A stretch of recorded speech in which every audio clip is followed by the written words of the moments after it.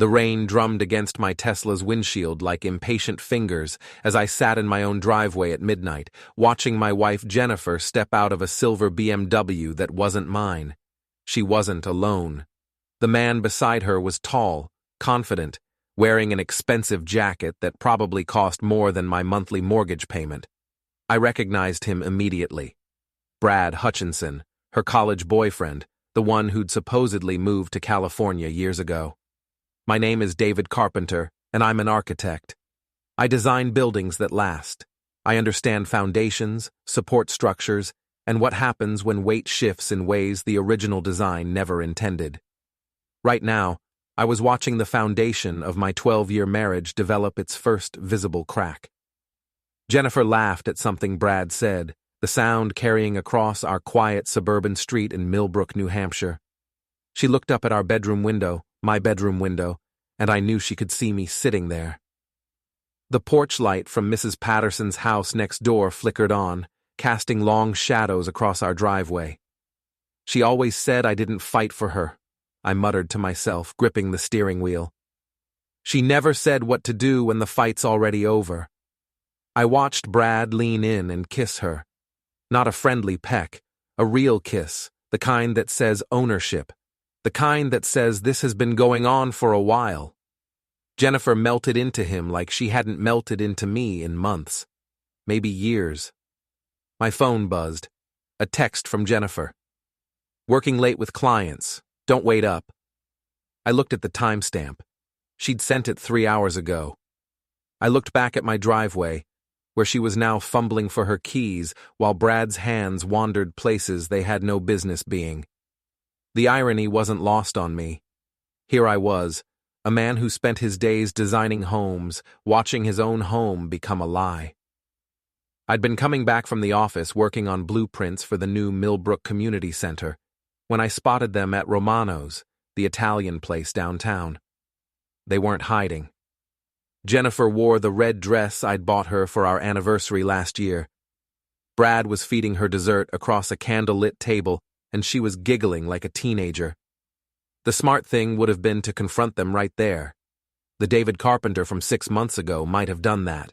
But 6 months ago, I hadn't discovered Jennifer's secret credit card statements. I hadn't found the second phone hidden in her jewelry box. I hadn't spent 3 weeks quietly documenting every lie, every late meeting, every suspicious explanation. I'd learned something important in those 3 weeks. Knowledge is power, but timing is everything. Brad's BMW pulled away, taillights disappearing into the rain. Jennifer stood in our driveway for a moment, smoothing her dress, checking her reflection in her phone's camera. Then she walked to our front door like nothing had happened. I counted to 60 before getting out of my car. By the time I walked through our front door, Jennifer was already upstairs, humming in the shower. The sound echoed through our house, our beautiful custom-designed house that I'd built for us 5 years ago. Every beam, every corner, every hidden space was my creation, including the one she didn't know about. "David? That you?" she called down. "Yeah, just got back from the office," I called back, hanging my jacket on the hook by the door. "How was your client meeting?" "Oh, you know how it is. The Hendersons are being difficult about the staging. Took forever to work through their concerns." The Hendersons. I'd run into Tom Henderson at the hardware store that afternoon. He'd mentioned that Jennifer had canceled their meeting, said she had a family emergency. I walked to the kitchen and opened the refrigerator, staring at its contents without seeing them. My reflection stared back from the stainless steel surface, 42 years old, still in decent shape thanks to my twice-weekly boxing sessions at Murphy's gym, brown hair starting to show gray at the temples. I looked tired. I looked like a man who'd been carrying a secret weight. "David?" Jennifer appeared in the kitchen doorway, wrapped in her terry cloth robe, hair damp from the shower. She was still beautiful, the same sharp cheekbones and green eyes that had caught my attention at a college party 20 years ago. But now I noticed things I'd missed before. The way she wouldn't quite meet my eyes. The way she kept checking her phone. "How was your day?" she asked, moving to the coffee maker. Productive. Finished the community center plans. Jim thinks we might get the hospital expansion project too. That's great, honey. She wasn't listening. Her fingers were already reaching for her phone again. I watched her scroll through messages, her face illuminated by the blue glow. I wondered if Brad was texting her. I wondered how long this had been going on. I wondered if she'd ever loved me at all, or if I'd just been the safe choice while she waited for something better to come along. I'm going to bed, I said. I'll be up in a minute. Just need to respond to a few emails. I nodded and headed upstairs, but I didn't go to our bedroom. Instead, I went to my home office and opened my laptop. The cursor blinked in the search bar, waiting. I typed, Private Investigators, Millbrook, NH. Before we dive deeper into this story, I have one small request. Please subscribe, drop a like, comment, and hit that hype button to boost this channel so more people can discover these incredible Reddit stories. Then I deleted it. I didn't need a private investigator. I was an architect. I understood how to gather evidence, how to build a case brick by brick until the structure was unshakable. I understood patience. I opened a new document and began typing. Day 1. Jennifer returned home at 12:47 a.m. with Brad Hutchinson. Lied about client meeting. Evidence: Tom Henderson confirmed meeting was canceled. I saved the document in a folder buried deep in my computer's directory structure. A folder Jennifer would never find, even if she looked. Downstairs, I heard her laughing at something on her phone. The sound drifted up through our house like smoke, filling every corner with its poison. I closed the laptop and finally went to bed. Jennifer was still downstairs, still texting, still living her double life. I lay in our king-sized bed, the bed I'd custom-built with drawers underneath for extra storage, and stared at the ceiling. Tomorrow, I would start building something new. Not a house this time. Not a community center or a hospital wing. I would start building Jennifer's downfall, one carefully placed brick at a time. She wanted to play games? Fine. But she'd forgotten something important about architects. We don't just build things up. Sometimes we tear them down. 3 weeks later, I had enough evidence to fill a filing cabinet. Jennifer wasn't just having an affair. She was having the affair badly, leaving a trail of digital breadcrumbs that would have embarrassed a teenager. I sat in Murphy's gym at 6 a.m., wrapping my hands before hitting the heavy bag. The place smelled like sweat and old leather, exactly the way it had when I'd started coming here 5 years ago. Murphy himself was behind the counter, a 60-year-old ex-boxer who'd become my closest friend since Jennifer and I had started growing apart. You look like hell, Dave, Murphy said, not looking up from his newspaper. She still working those late nights? Murphy knew. He'd never said it directly, but he knew. He'd been married 3 times, and he had a sixth sense about these things. Something like that, I said, testing the tape around my knuckles. You know what your problem is? You think too much. Sometimes you gotta stop analyzing and start acting. I started working the heavy bag, letting my frustration flow through my fists. Each punch was a day of lies, a fake smile, a client meeting that never happened. Jennifer had gotten sloppy. Yesterday, she'd claimed to be showing houses to the Kowalskis, but I'd seen her car parked outside the Riverside Motel at 2 in the afternoon. The Riverside Motel. Even her affair was cliché. My phone buzzed. A text from Jennifer. Busy day today. Might be late again. Order takeout for yourself. I stopped punching and stared at the message. It was Tuesday. Jennifer had been working late every Tuesday for the past month. I'd started calling it Brad Tuesday in my head. Murphy, I said, unwrapping my hands. You ever hear of a guy named Brad Hutchinson? Murphy looked up from his paper. Real estate guy? Drives the fancy BMW? That's him. Yeah, I know Brad. Used to come in here, maybe 2 years ago. Thought he was tough until Tommy Kowalski put him on his back during sparring. Why? Just curious. What's his story? Murphy folded his newspaper and gave me his full attention. When Murphy focused on you, It was like being examined by a very intelligent, very dangerous grandfather. Brad Hutchinson is what we call a pretender, Dave. Nice car, nice clothes, nice talk. But underneath, he's broke. Lost his shirt in some tech startup, been living on credit and charm ever since.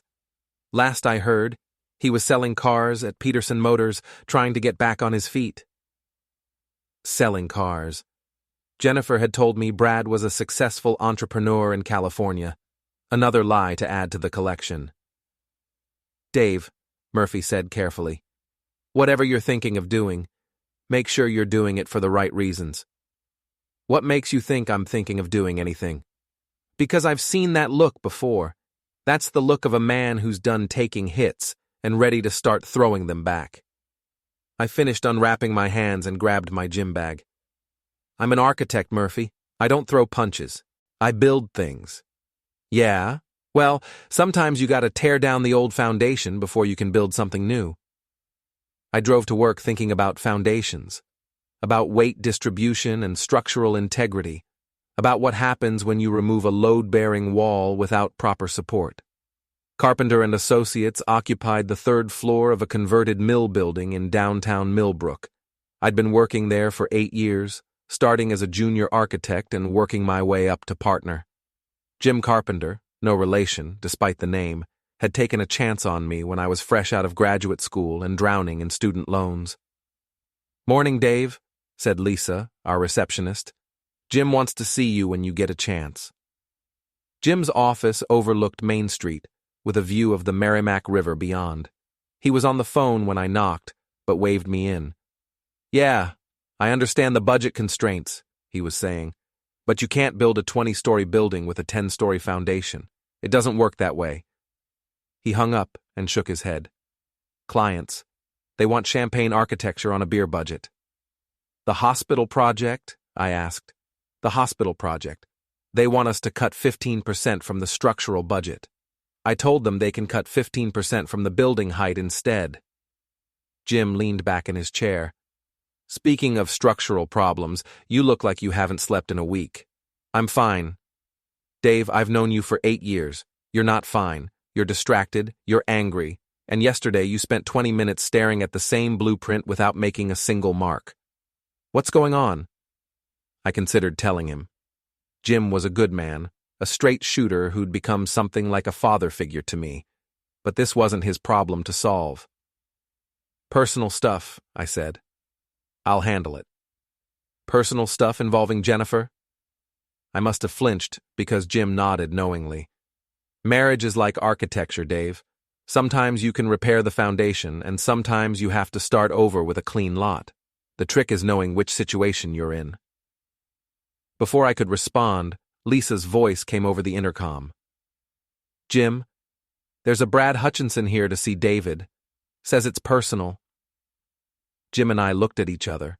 My heart started hammering against my ribs, but I kept my voice steady. "Send him up." Jim raised an eyebrow. "Want me to stick around?" "No, this won't take long."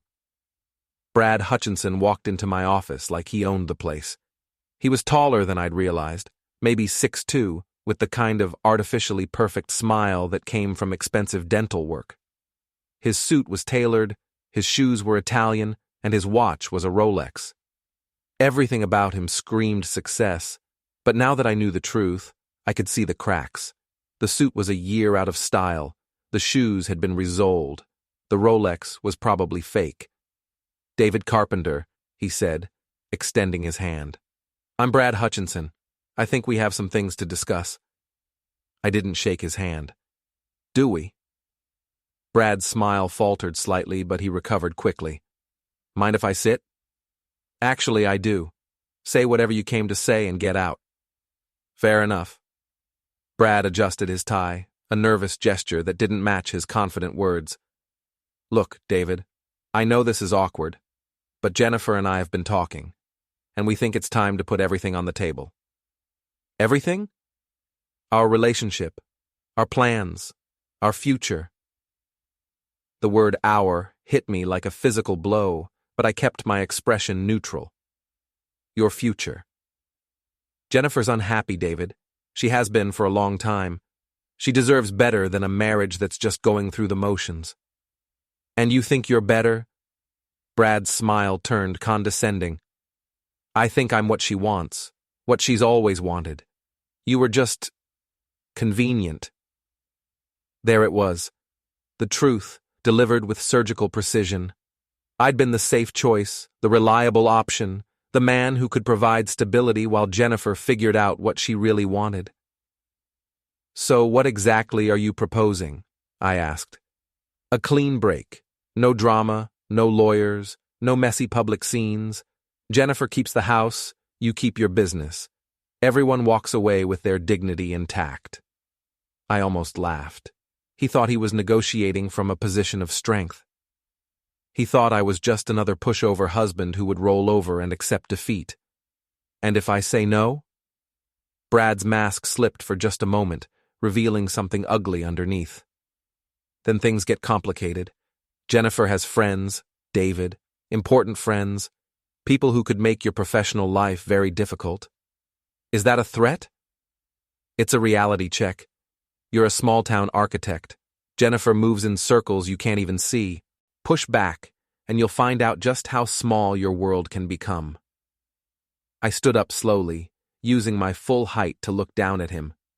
Brad was taller, but I was broader, thicker through the shoulders from years of construction work and boxing.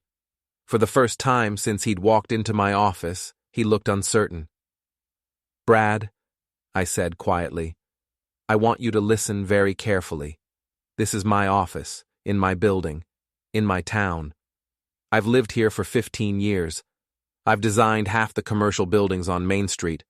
I know everyone worth knowing, and they know me.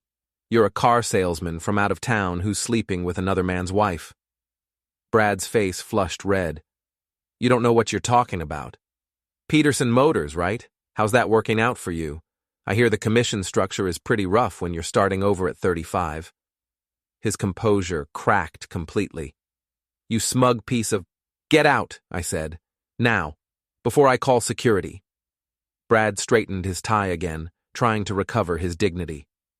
This isn't over, David. Jennifer's going to leave you either way. The only question is whether you make it easy or hard on yourself. I guess we'll find out. After he left, I sat in my chair and stared out at the river. My hands were shaking slightly, not from fear, but from adrenaline. Brad had just made a crucial mistake. He'd revealed his strategy, shown his cards, admitted that he and Jennifer were planning to take everything I'd worked for, but more importantly, he'd threatened me. And threats, I'd learned from Murphy, were just another way of saying you were scared. I opened my laptop and added a new entry to my documentation file. Day 22, Brad Hutchinson visited my office, demanded I surrender everything in divorce, threatened to use Jennifer's connections against my business. Subject appears desperate, probably facing financial pressure. Note: research Peterson Motors employment records. Then I opened a new browser window and started researching. If Brad wanted to play hardball, I'd show him what a real architect could build, starting with his complete destruction. The thing about demolition is that you can't just start swinging a sledgehammer. You have to understand what you're tearing down, identify the load-bearing elements, and plan your sequence carefully. Remove the wrong support at the wrong time, and the whole structure comes down on your head. I spent the next week studying Brad Hutchinson like he was a blueprint. Peterson Motors was struggling. 3 of their senior salesmen had quit in the past 6 months, and their online reviews were terrible. Brad had been hired as part of a desperate attempt to bring in new talent, but his sales numbers were mediocre at best. More interesting, he'd been late on his rent twice in the past 3 months, according to my friend Tony, who managed the apartment complex where Brad lived. Jennifer, meanwhile, was getting bolder. She'd started staying out until 2 and 3 in the morning, not even bothering to text excuses anymore. Yesterday, she'd come home wearing different clothes than she'd left in. When I asked about it, she'd claimed she'd spilled coffee on her blouse and borrowed something from her friend Michelle. I'd called Michelle. She'd been in Boston all week.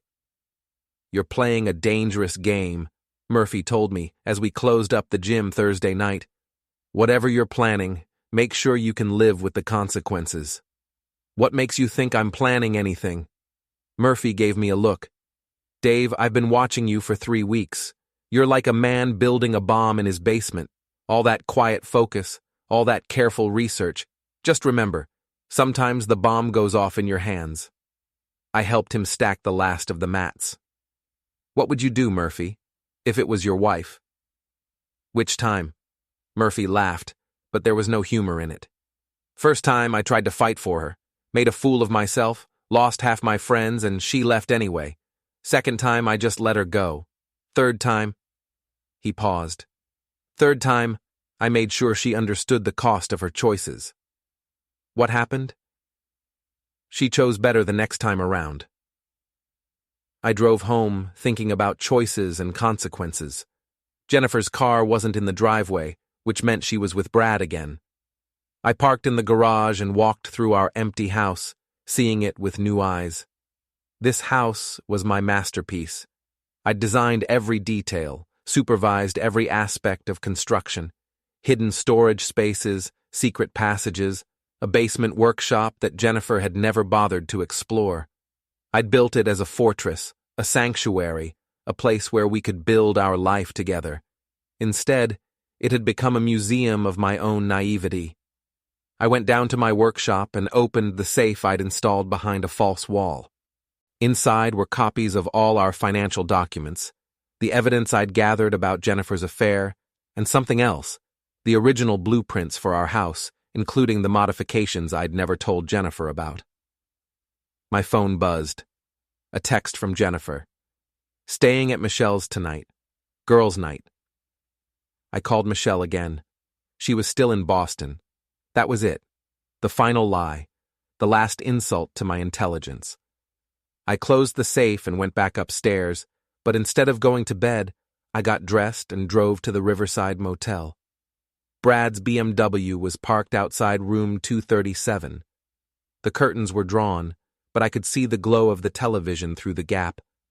I sat in my car for 20 minutes, watching that room, feeling something cold and hard crystallize in my chest. Then I drove to Peterson Motors. The car lot was closed, but the service bay was still open.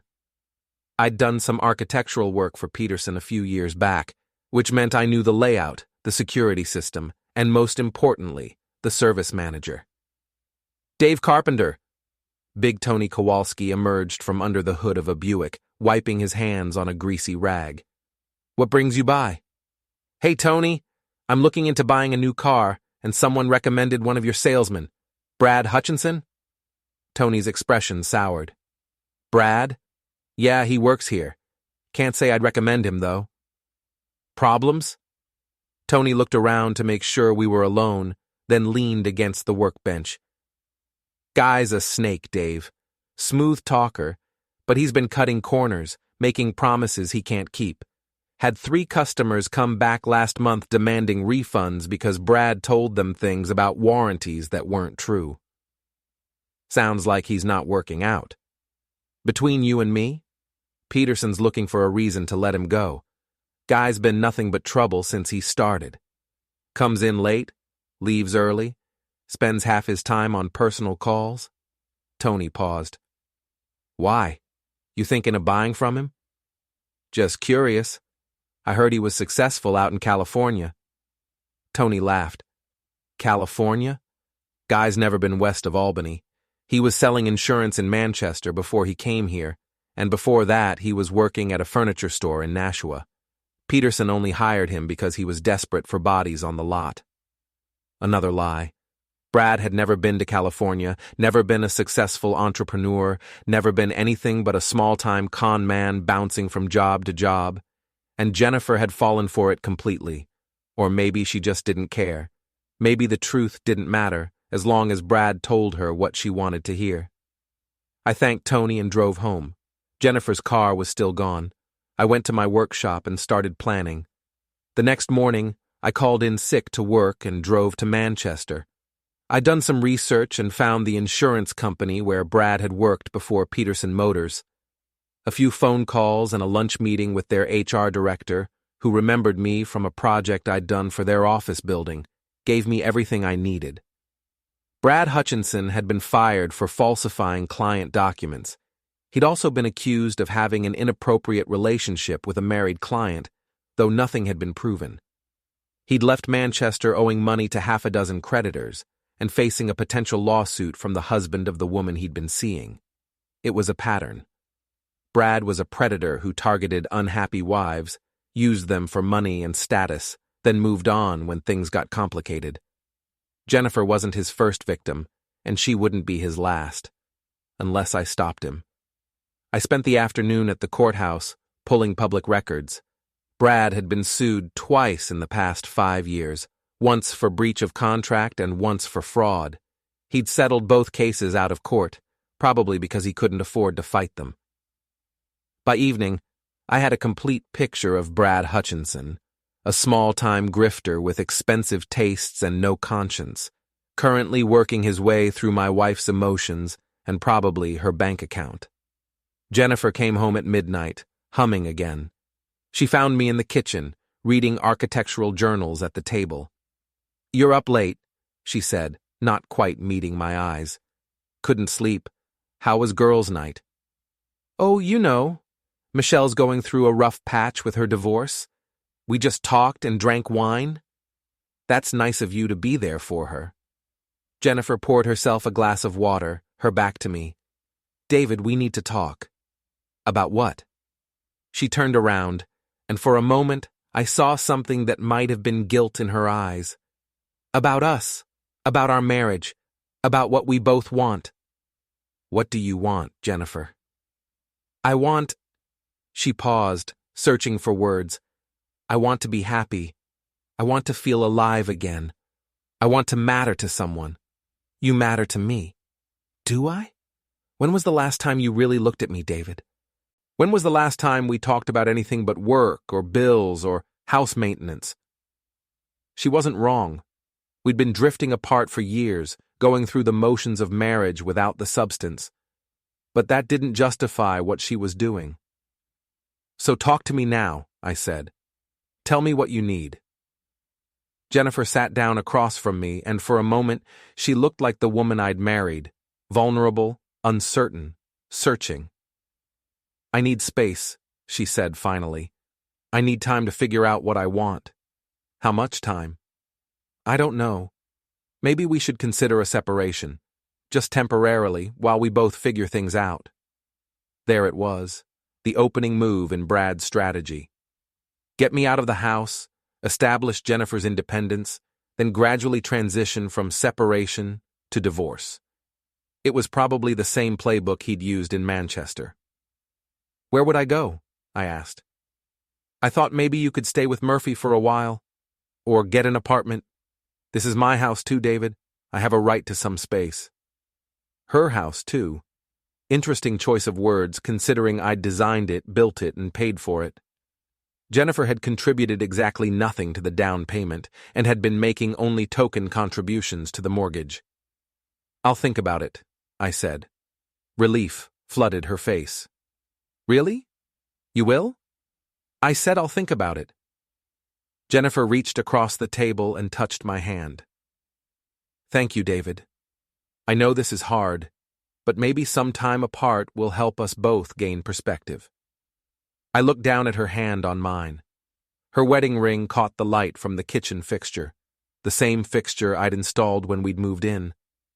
Everything in this house bore my fingerprints, my design, my labor. "Jennifer," I said quietly, "do you love him?" Her hand jerked away. "Love who?" "Brad." The color drained from her face. For a long moment, we stared at each other across the table. Then she lifted her chin defiantly. "I don't know what you're talking about." "Yes, you do." "David, you're being paranoid. There's no one else. I just need some space to think." She was still lying even now, even when we both knew the truth. That told me everything I needed to know about Jennifer's character and what she thought of mine. "Okay," I said. "I'll move out this weekend." "Really?" She couldn't hide her excitement. That's great, David. I think it's the right choice for both of us. I nodded and went upstairs to bed. Jennifer stayed in the kitchen, probably texting Brad the good news. In a few days, she'd have the house to herself and could play house with her boyfriend without sneaking around. But she'd forgotten something important about architects. We always keep copies of the blueprints, and sometimes we build in a few surprises that don't show up on the official plans. I moved out on Saturday morning, taking only what I needed for a few weeks. Jennifer helped me pack, playing the role of the concerned wife who just needed some space to think. She was good at it. I almost believed her myself. "This doesn't have to be permanent," she said, as I loaded the last box into my truck. "Maybe we'll both get some clarity and find our way back to each other." "Maybe," I said. She kissed my cheek, a gesture that felt like betrayal and benediction rolled into one. "I love you, David. I hope you know that." I drove to Murphy's place, a small apartment above his gym. He'd offered me his couch without asking questions, which was one of the reasons I valued his friendship. "So," he said as I set down my suitcase, "how long you planning to let her think she's winning?" "What makes you think she's not?" Murphy opened 2 beers and handed me one. "Because you're not a quitter, Dave. You're a planner. And planners don't move out unless moving out is part of the plan." He wasn't wrong. Moving out served several purposes. It gave Jennifer the freedom to make mistakes. It established me as the reasonable party in any future legal proceedings. And most importantly, it gave me access to tools I couldn't use while living in the same house as my wife. "Murphy," I said, "what do you know about surveillance equipment?" "Enough to know it's a dangerous road to go down. Why?" "Just curious." Murphy studied my face for a long moment. "Dave, whatever you're thinking, make sure you're doing it for the right reasons. Revenge feels good in the moment, but it has a way of eating you alive from the inside. This isn't about revenge. This is about justice. Same thing, different name." I spent Sunday setting up my temporary office in Murphy's spare room.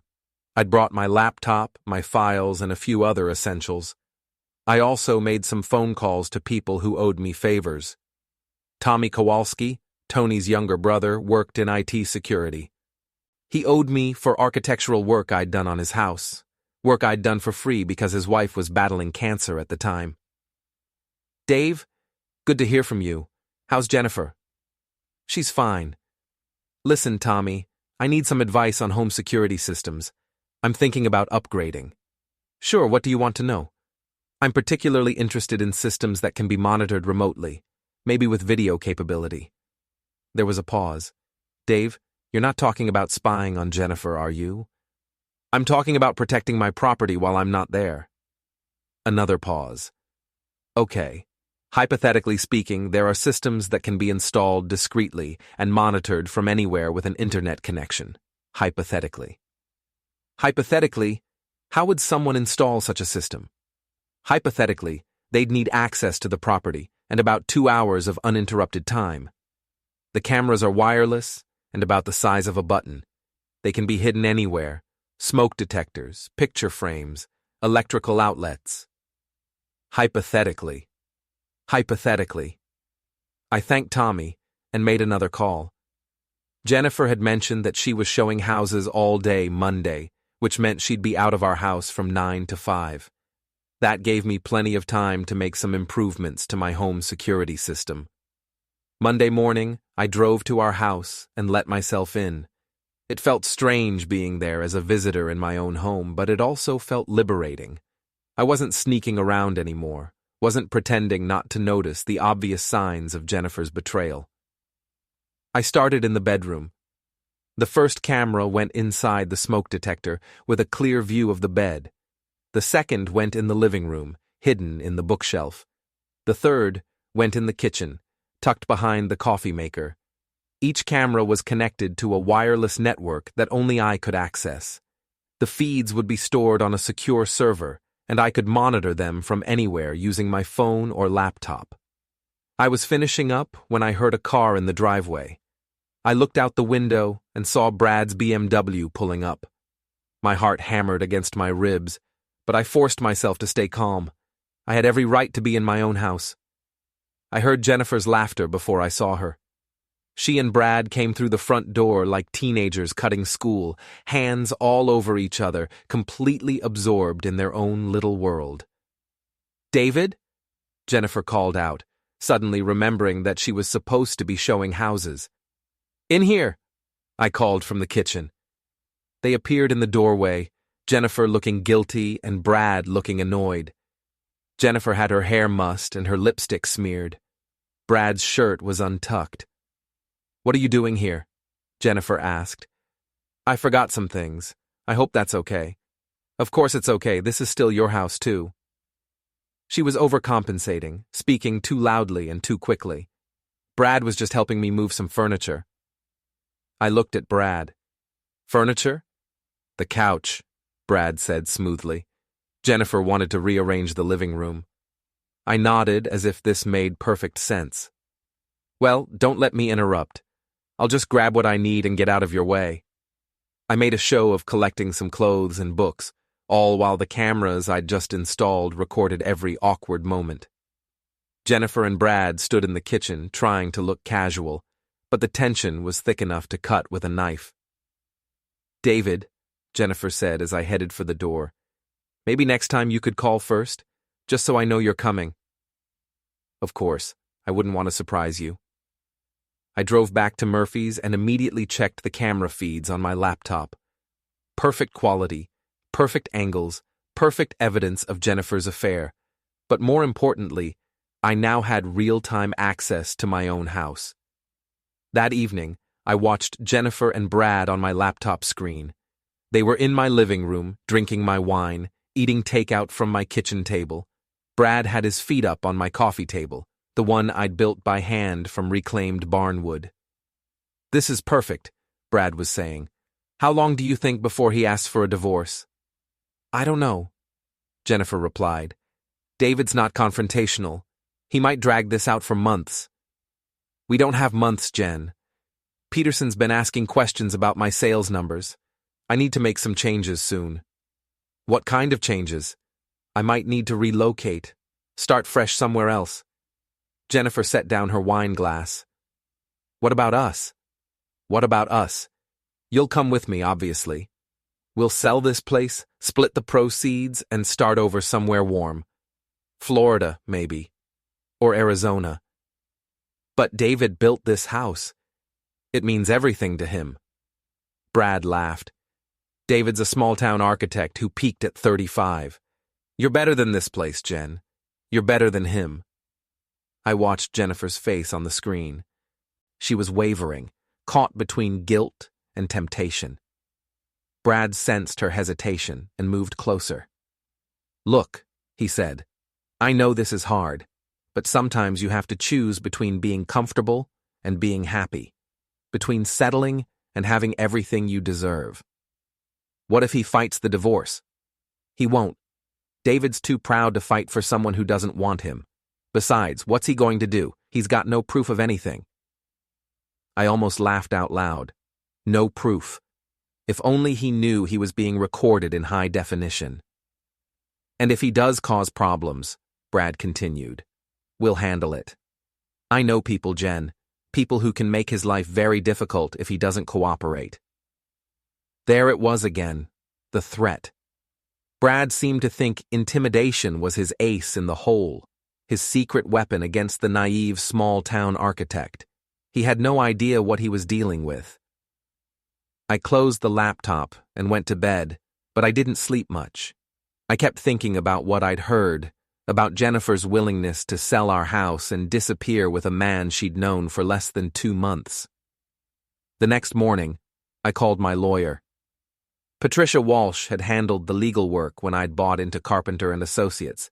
She was smart, tough, and completely ruthless when it came to protecting her clients' interests. "David," she said when I walked into her office, "you look terrible. What's going on?" I told her everything. The affair, the threats, the plan to sell our house and disappear. I showed her some of the evidence I'd gathered, though I kept the cameras to myself for now. Patricia listened without interruption, taking notes on a legal pad. When I finished, she leaned back in her chair and smiled. David, I have to ask, do you want to save your marriage or do you want to win? What's the difference? Saving your marriage means counseling, compromise, and forgiveness. Winning means making sure Jennifer and her boyfriend regret the day they decided to cross you. I thought about Jennifer laughing in Brad's arms, about her willingness to sell our house and start over with a con man, about the casual way she'd lied to my face for months. I want to win, I said. Patricia's smile widened. Then let's get to work. 2 weeks later, everything was in place. Patricia had filed for divorce on grounds of adultery, with a petition for full ownership of the house based on Jennifer's abandonment of her marital duties. The surveillance footage was stored securely, ready to be introduced as evidence. And I had something else, something that would end this game once and for all. The Millbrook Community Center project was finally moving forward, and the town council had scheduled a public meeting to review the final plans. It was the biggest architectural project of my career, and everyone who mattered in town would be there, including Jennifer and Brad. I'd made sure they'd be there through a carefully orchestrated series of events. First, I'd leaked to the local newspaper that the community center project was worth over $2 million, making it sound like I was about to become very wealthy. Then I'd let slip to Jennifer's friend Michelle, who I knew was a gossip, that I was planning to use my newfound success to start over fresh somewhere else. The bait was irresistible. If Jennifer and Brad thought I was about to come into serious money, they'd want to make their move before I could hide my assets. The meeting was held in the old town hall, a brick building I'd helped renovate 5 years earlier. I arrived early and set up my presentation, testing the microphone and adjusting the projector. The room filled up quickly. Town council members, local business owners, curious residents, and members of the press. Jennifer and Brad arrived 20 minutes late, slipping into seats near the back. Jennifer looked nervous, but Brad appeared confident, even cocky. He probably thought this was going to be easy money. Ladies and gentlemen, Mayor Davidson said, calling the meeting to order, we're here tonight to review the final plans for the Millbrook Community Center, as presented by Carpenter and Associates. David Carpenter will be presenting the plans personally. I stood up and walked to the podium, looking out at the crowd of familiar faces. These were my neighbors, my friends, people I'd known for years, people who trusted me. Thank you all for coming, I began. The Millbrook Community Center represents more than just a building project. It represents our community's commitment to the future, to providing a place where families can come together, where children can learn and play, where we can celebrate what makes our town special. I clicked to the first slide, showing the exterior rendering of the proposed building. There were murmurs of approval from the audience. But before we talk about the future, I continued, I want to address something that affects the present, something that affects the integrity of this project and the trust you've placed in me. The room grew quiet. I could see Jennifer shifting uncomfortably in her seat. 2 months ago, I discovered that my wife of 12 years has been having an affair with a man named Brad Hutchinson. Some of you may know Brad. He works at Peterson Motors, though he's told my wife that he's a successful entrepreneur from California. A collective gasp went up from the audience. Jennifer's face went white. Brad started to stand up, but thought better of it. Now, you might wonder why I'm sharing this personal information at a public meeting about a community center. The answer is simple. Brad Hutchinson has threatened to use his influence to destroy my career if I don't quietly surrender my assets and disappear. I clicked to the next slide, which showed a transcript of Brad's visit to my office. Mr. Hutchinson seems to believe that my wife moves in circles I can't see, that she has friends who can make my professional life very difficult. He's demanded that I give up my home, my business interests, and my place in this community. The murmurs from the audience were getting louder, and they weren't friendly toward Brad. I could see him sinking lower in his seat. But here's what Mr. Hutchinson doesn't understand about small towns. We take care of our own, and we don't appreciate outsiders who come here to prey on our families and threaten our neighbors. I clicked to the next slide, showing Brad's employment history and criminal background. Brad Hutchinson has never been to California. He's never been a successful entrepreneur. He's a con man who was fired from his last job for fraud and who left Manchester owing money to half a dozen creditors. He targets unhappy wives, uses them for money and status, then disappears when things get complicated. Jennifer was crying now, her hands covering her face. Several people in the audience were looking at her with a mixture of pity and disgust. My wife fell for his lies, and I don't entirely blame her. Mr. Hutchinson is very good at what he does. But what I can't forgive is the plan they made to sell our house, the house I designed and built with my own hands, and disappear with the proceeds. I clicked to the final slide, showing a photograph of the house. This house represents 15 years of my life in Millbrook. It represents my commitment to this community, my investment in our shared future. And I'll be damned if I'm going to let some small-time grifter steal it from me. The applause started slowly, then built to a roar. People were standing up, clapping, shouting their support. I could see Jennifer and Brad trying to slip out the back, but they were blocked by the crowd. Now, I said, raising my hand for quiet, let's talk about the community center. The rest of the presentation went perfectly. The town council approved the project unanimously. The press took photos, and dozens of people came up to shake my hand and offer their support. Jennifer and Brad were long gone by the time the meeting ended, but it didn't matter. The damage was done. By morning, everyone in town would know the truth about Brad Hutchinson and Jennifer's betrayal. I drove back to Murphy's place feeling lighter than I had in months.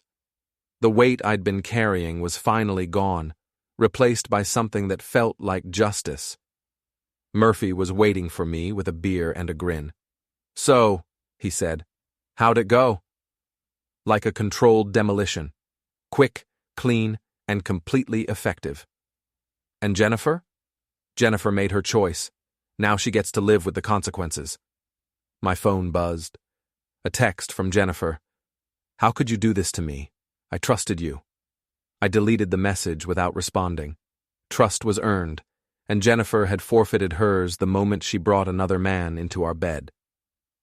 The next morning, Patricia called with good news. Jennifer's lawyer wanted to negotiate a settlement. Apparently, Jennifer was no longer interested in fighting for the house or dragging the divorce through the courts. "What kind of settlement?" I asked. "She keeps her car, her personal belongings, and her real estate license. You keep everything else, the house, the business interests, the retirement accounts. She's also agreed to pay her own legal fees." "And Brad?" Patricia laughed. "Brad Hutchinson left town this morning. Apparently, Peterson Motors decided they no longer needed his services, and several of his creditors from Manchester have tracked him down. I don't think he'll be bothering you again." I hung up the phone and looked around Murphy's spare room. It had been a comfortable temporary arrangement, but it was time to go home. That evening, I stood in my driveway looking up at the house I'd designed and built. It looked exactly the same as it had 3 months ago, but everything had changed. The foundation was solid, the structure was sound, but the family that was supposed to live inside it was gone. I unlocked the front door and walked through the rooms, seeing them with new eyes. This was my house now, completely and absolutely. Every beam, every corner, every hidden space belonged to me alone. In the kitchen, I found a note from Jennifer. "David, I know you hate me and I don't blame you. I made terrible choices and I hurt you in ways I can never take back. I don't expect forgiveness, but I want you to know that I did love you once. I just forgot how to show it. Take care of yourself. Jay." I read the note twice, then crumpled it up and threw it away. Love wasn't something you forgot how to show. It was something you chose to show, every day, through actions both large and small. Jennifer had made different choices. I walked through my house one more time, turning off lights and checking locks. Tomorrow, I would start the process of rebuilding, not the structure, which was perfect, but the life inside it. I'd learned something important over the past few months. Revenge wasn't about destroying your enemies. It was about building something better from the wreckage of their betrayal, and I was very good at building things. The rain had started again, drumming against the windows like impatient fingers. I stood in my living room, and watched the water run down the glass, washing away the last traces of a life that no longer existed. Outside, the street was empty. Inside, the house was quiet, and for the first time in months, that silence felt like peace. I turned off the last light and went upstairs to bed. Tomorrow would bring new challenges, new projects, new possibilities. But tonight, I was home, and I was alone. And that was exactly how I wanted it.